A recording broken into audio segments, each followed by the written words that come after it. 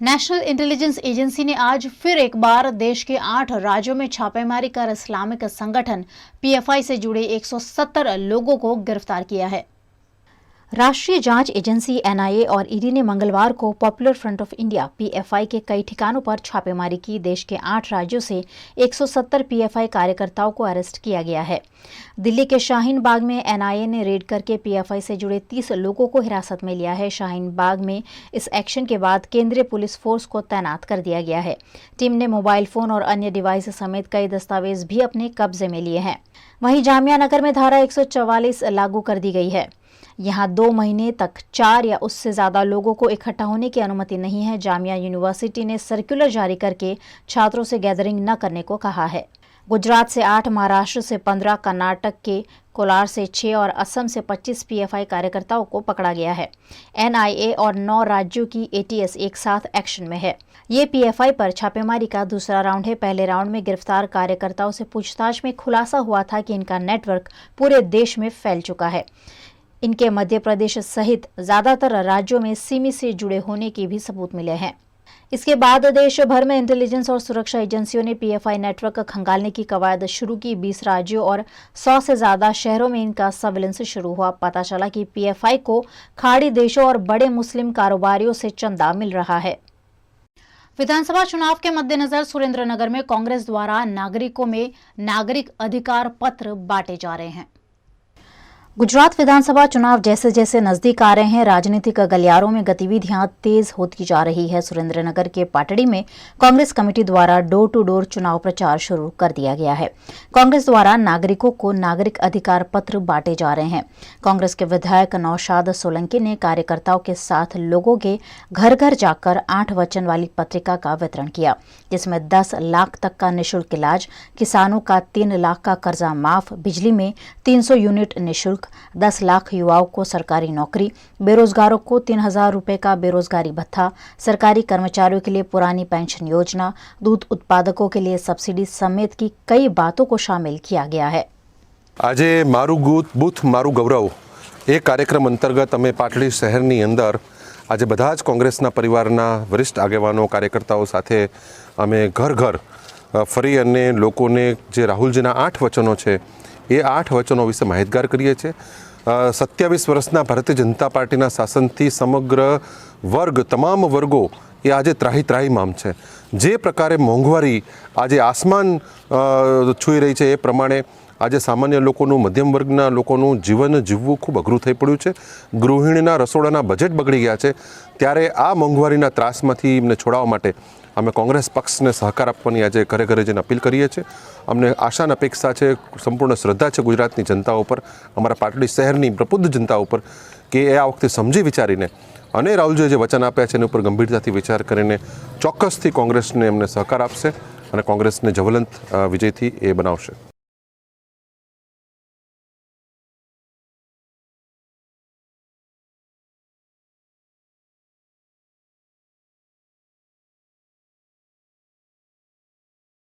वडोदरा के तांदलजा के सहकार नगर विस्थापितों का सालों का इंतजार अब शायद खत्म हो सकता है, क्योंकि आखिरकार कॉरपोरेशन ने सहकार नगर में आवास योजना का आज लोकार्पण किया है।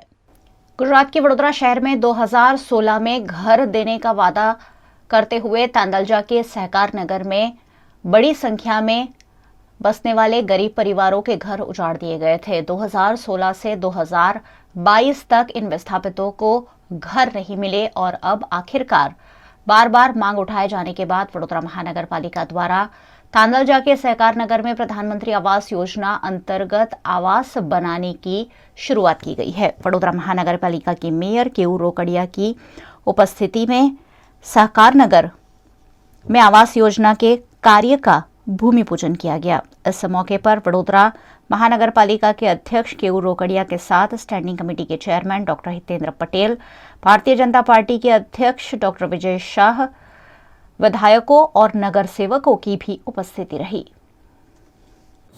वडाप्रधान श्री नरेंद्रभाई मोदी द्वारा देशना दरेक गरीब ने घर मळे एना माटे प्रधानमंत्री आवास योजनानो शुभारंभ करवामां आव्यो छे अने एमां पण वडोदरा महानगरपालिका खाते सहकार नगर खाते दरेक गरीब ने आवास मळे एना माटे 2016 ની અંદર આ દરેક ગરીબના આવાસ તૂટ્યા હતા. ત્યારબાદ તલાવડીની જમીનને લઈને જે નાનો મોટો વિવાદ કોર્ટમાં ચાલતો હતો એનું પણ હવે સુખદ સમાધાન આવ્યું છે.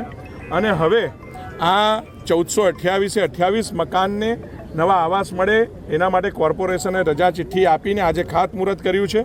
वडोदरा कॉरपोरेशन के विपक्ष नेता आमिर रावत ने वडोदरा में विनायक लॉजिस्टिक द्वारा चलाई जाती सिटी बस सेवा में 42 लाख रुपए का भ्रष्टाचार किया गया होने के आरोप लगाए हैं. वडोदरा के विभिन्न इलाकों में सार्वजनिक परिवहन के लिए सिटी बस सेवा चलाने का जिम्मा विनायक लॉजिस्टिक को दिया गया है.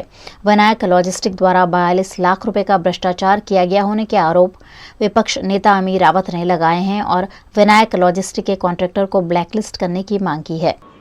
बड़ौदा शहर में पहले विटकोस बस सर्विसेज की सर्विस थी, जिसमें वो एनुअली 8 से 12 लाख कॉरपोरेशन में प्रॉफिट शेयरिंग करते थे. उसके बाद स्मार्ट सिटी के अंतर्गत विनायक लॉजिस्टिक्स आई. कहा यह गया कि जो रूट्स में प्रॉफिट नहीं है वो रोड पे भी मिनिमम नंबर ऑफ बसेस जो कॉरपोरेशन ने डिसाइड किए है वो 160 बस 60 रूट पे चलेगी.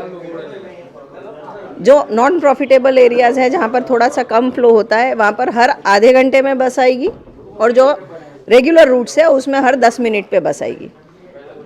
पर हकीकत ये है कि जो नॉन सर्विसेबल एरियाज थे, नॉन प्रॉफिटेबल एरिया, वहाँ पर कभी बस चली नहीं है. चली है तो 2 घंटे के बाद 3 घंटे के बाद एक बस आई है और जो सर्विसेबल एरिया है वहाँ आधे घंटे में एक बस आई है.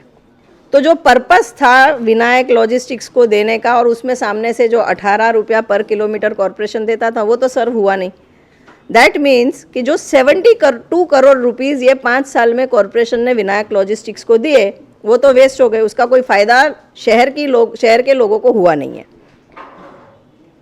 इस बात के बारे में और कम जो रूट्स है वो रूट्स का लिस्ट डिसाइड नहीं हुआ, रूट्स पे बस नहीं चल रही है नियम अनुसार और कम बस चल रही है, इस बारे में हमने सितंबर 2021 में लेटर लिखा था. उसके बाद 3 बिलों का मैंने स्टडी किया. वो 3 बिल में कॉरपोरेशन ने जो डिडक्शंस किए उसमें से 11 बस जो उसके स्टैंडर्ड्स के से बिलो थी, मिनी बसेस थी, उसको नहीं गिन के उसके किलोमीटर्स डिडक्ट किए और वो बस को डिडक्ट. तो हमारा डिमांड ये है कि उसके पहले जितने भी महीने में ये 11 बसेस का पेमेंट हुआ है वो भी डिडक्ट होना चाहिए, उसके किलोमीटर्स भी कम होने चाहिए. साथ में अगर बस कम प्रोवाइड करते हैं तो पर बस 5,000 रुपीज़ के डिडक्शन का क्लॉज है. कॉरपोरेशन ने सिर्फ 500 रुपये के हिसाब से डिडक्ट किया है, वो भी ये 11 बस सितंबर 2021 के बाद. उसके पहले के डिडक्शंस का क्या? अगर ये डिडक्शंस इकट्ठा करते हैं तो they come to around 22 crore rupees. इसके अलावा कॉरपोरेशन ने 22 करोड़ से ज़्यादा खर्चा करके ITMS सिस्टम में ये बस में GPS मॉनिटर्स, अपने मॉनिटर्स लगवाए. एक monitoring system bus service provider की भी है जिससे वो बिलिंग होता है. आइडिया ये था कि ITMS की जो सिस्टम है उसके साथ ये क्रॉस वेरीफाई करके बिल दिए जाएंगे. जितनी बसेस में वो ITMS के सर्वर्स ऑन किए गए वो 36 बसेस का अगर एनालिसिस किया जाए उसका रिपोर्ट मैंने यहाँ पर दिया है और उसमें चार्टर्ड अकाउंटेंट ने भी अपना अभिप्राय दिया है. तो उन बसेस के हिसाब से हर बस में 35 किलोमीटर्स कम हर रोज़ का दिख रहा है.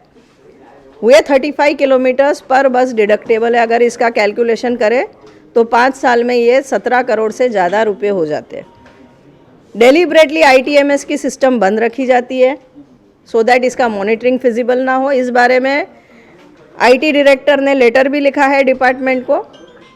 उन्हें ना मेंटेन करने के लिए बसेस दी जाती है, ना वो मॉनिटरिंग के लिए उसमें रूट्स फीड किए जाते हैं, ना उसको ऑन रखा जाता है.